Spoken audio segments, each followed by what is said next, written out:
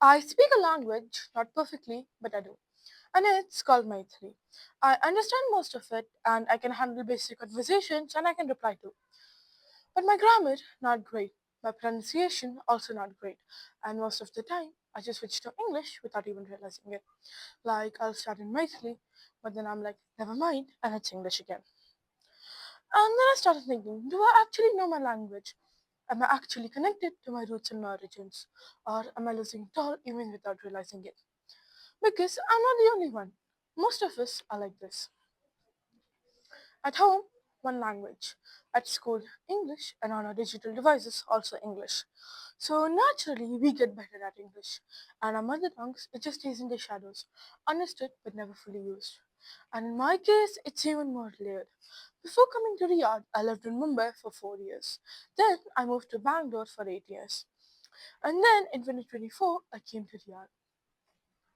And as of now, it's 2026. So I've grown up in a mix of places and a mix of languages too. Hindi and English are my strongest base languages, and I pick up bits of Tamil, Telugu, Kannada, and Malayalam as I grew up in the southern part of India. Hindi is my automatic language. I speak even before thinking about it. And English is my academic and social language. And Maithili is the language that I understand but hesitate to speak. And then I used to think it was normal. But then I noticed something small. Like once I went grocery shopping with my parents. And my mom, she just said like a simple vegetables name in Maithili. And I didn't know what it was. I had to ask her to translate it into Hindi or English. And then I just stood there thinking, how do I not know this? And to be honest, sometimes I don't even feel like trying. Because I think, what will people think of me? Will my accent sound weird, or will I just say something wrong and embarrass myself? And let's be honest here, there are stereotypes. If people say, let's say, listen to a language, let's say, that isn't English or isn't just well known, they immediately think uneducated, weird, or not sophisticated. So, somewhere along the way, we started believing the opposite. We started believing that English is the successful language, English is the smart language, English is the safe language. And instead of taking a risk and switching, we instead of taking a risk, we switch. We switch to English because it feels easier. We switch to English because it feels safer. We switch to English because it feels like we fit in. And that's kind of sad if you really think about it. Like, imagine you're a kid and trying to speak your own language, and somebody comes and says, "Oh my god, you're so weird. Ew, what's that accent? How are you talking like that?" That will shatter a kid's motivation, and it will demotivate them into learning their own language. Because according to me, a language isn't just words. It's emotion, it's identity, and it's connection. It's how your parents talk to you when they're emotional, or it's how your grandparents tell you jokes that only make sense in your language. And when translated to English, they just sound like nonsense.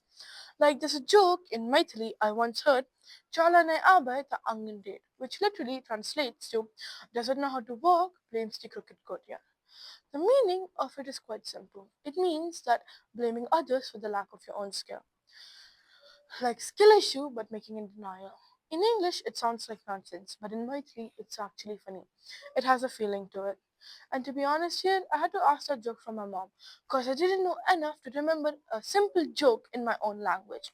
But that's the point because when you stop losing the language, you just don't lose random words. You lose emotion, you lose connection, you lose humor, you lose comfort, and you lose your identity.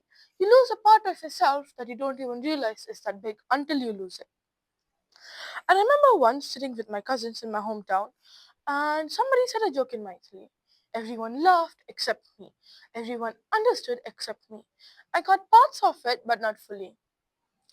And trust me when I say this, that feeling, it stays with you. You start wondering, am I that disconnected from my own language? Like, how do I not know this? And I don't think we should blame ourselves for it. Because nobody wakes up on a random Wednesday and decides, yes, today I'm gonna forget my own language. No, no one does that. It happens slowly and it happens naturally. One English sentence becomes into two, then two becomes a habit, and then suddenly switching feels normal.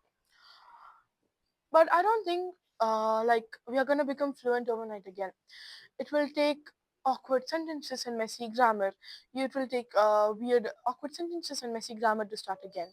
It will take your it will take weird accents, and that's fine, because a wise idea that I hold on to is that you only learn by making mistakes, and it's better to speak your mother tongue imperfectly than not speaking at all. Because one day we might realize that we are understanding less, we're speaking it less, or let's say not speak it at all. And the thought of it is a little scary. For example, my mother tongue Maitri, there must be a reason why it has survived and evolved for over 7,000 years. There must be a reason why it has been passed on from generations to generations and preserved for so long. There must be a reason why it was preserved for so long, right? So I just want to leave you with this today. Think about a language in your life. Maybe it's Maithili, maybe it's something else. And ask yourself, are you avoiding it because it feels easier not to try, or because you're afraid of how others might see you? And most importantly, is that a good enough reason to let a language disappear and live in the shadows that you don't even realize is a big part of yourself until you lose it? Thank you.